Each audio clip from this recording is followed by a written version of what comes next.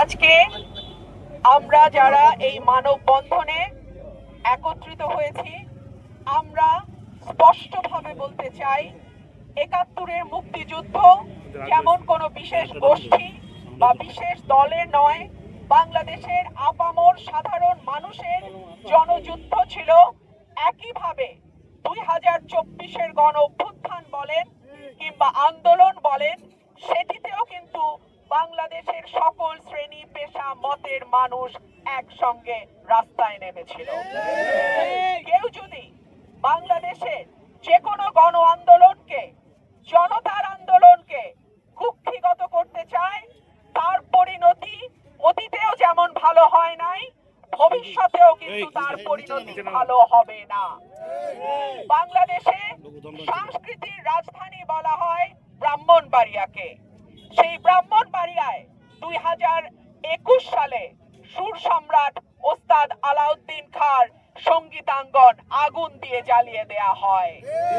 ব্রাহ্মণবাড়িয়ায় একটা cinema hall নাই।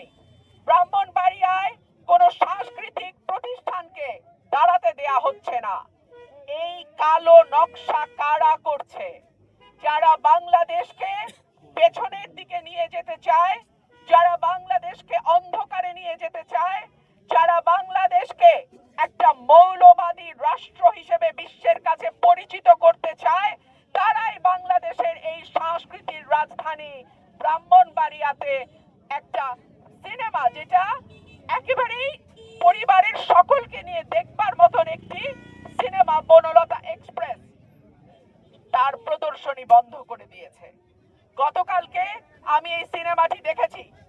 এই সিনেমাটি চমৎকার একটা সিনেমা, যেটা পরিবারের শিশু, কিশোর, বৃদ্ধ সকলেই একসঙ্গে বসে দেখতে পারে। সেই সিনেমাটি কেন বন্ধ করে দেয়া হলো?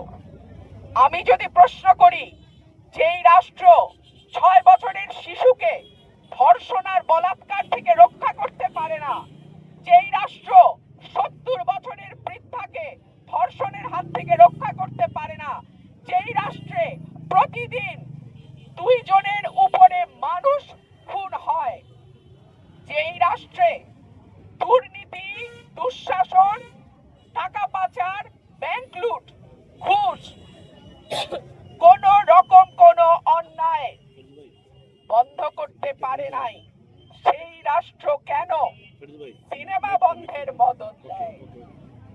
কারণ আমরা গত ২ বছরের অভিজ্ঞতা থেকে দেখেছি, একটার পর একটা মাজার ভাঙা হয়েছে, কবর থেকে তুলে নিয়ে লাশ পোড়ানো হয়েছে।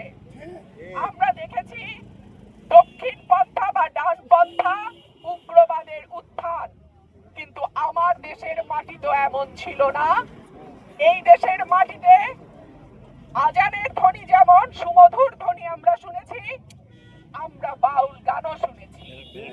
এই দেশের মাটিতে সকালবেলা যেমন কোরআন তেলাওয়াত শুনেছি, আবার বিকালবেলা হারমোনিয়াম নিয়ে ছোট ছোট বাচ্চারা গান প্র্যাকটিস করেছে, সেটাও আমরা দেখেছি।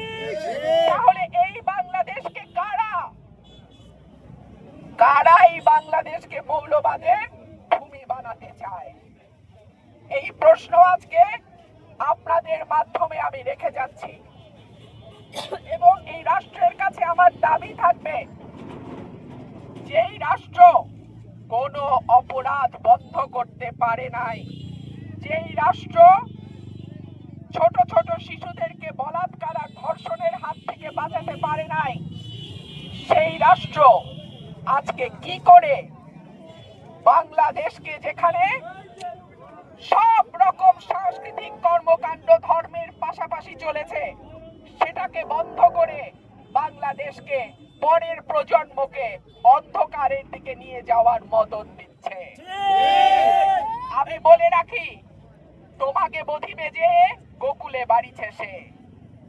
যাদেরকে আপনারা আজকে আশ্রয় প্রশ্রয় দিচ্ছেন, আপনাদের মদদে যারা আজকে গান বাজনা সাংস্কৃতিক কর্মকাণ্ড সব কিছুর উপরে শক্তভাবে প্রতিরোধ করে তোলার সাহস পাচ্ছে, একদিন তাদের হাতেই কিন্তু আপনারা পরাজিত হবেন।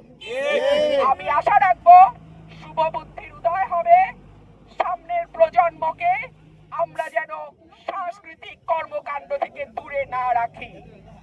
মানুষ এবং সৃষ্টিকুলের অন্য প্রাণীদের মধ্যে পার্থক্য হলো মানুষ চিন্তা করতে পারে, মানুষের সৃজনশীলতা আছে, মানুষ গান কবিতা লিখতে পারে, ভালোবাসে, তাদের মননশীল উৎকর্ষতা তারা তৈরি করতে পারে।